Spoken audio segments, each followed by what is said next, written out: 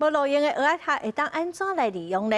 法国有一间公司哦，佮甲蚵仔壳重新来处理，用来做肥仔，还是讲铺路，减少粪扫，咱做伙来看卖。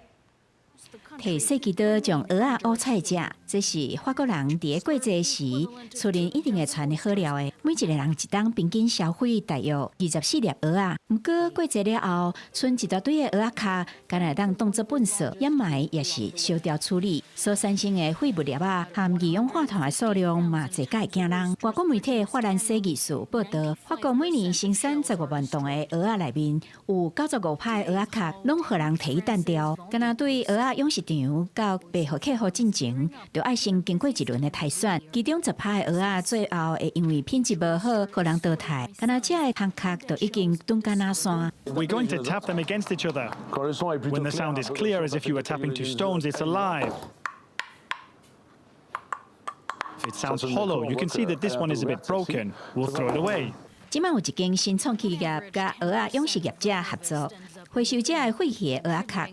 因会将空壳先运送到离养殖场大约1点钟车路的工厂，采用中国的设备将蚵仔壳洗清气，研磨出粉了后，再搁重新加工做成肥仔。将蚵仔壳做成肥仔的灵感来自蚵仔壳内层，亲像珍珠同款的色水。新创企业请陶艺师将磨成粉的蚵仔壳染染涂，用手工做出真有海洋特色的碗盘，受到米其林星级餐厅的爱用家赞赏。This is one of our oyster-shaped dishes. It's a hit with chefs. As we developed our porcelain, we started running all sorts of tests. We discovered that oyster shells had so many qualities and properties that had been ignored. 另外，蚵仔壳阁有会倒水的特性。法国城市莫莱夫里耶就利用蚵仔壳车阿蒙涂来铺设道路，也是停车场，河水会当较紧渗入去地下，达到节能减碳、都市降温、海面城市减少积水等永续的目标。符合永续发展的 ESG 精神。You're walking on pavement made with oysters. 30% oyster shells. It goes right through it and then disappears into the ground and into the aquifer. This is what happens on the asphalt. It runs off.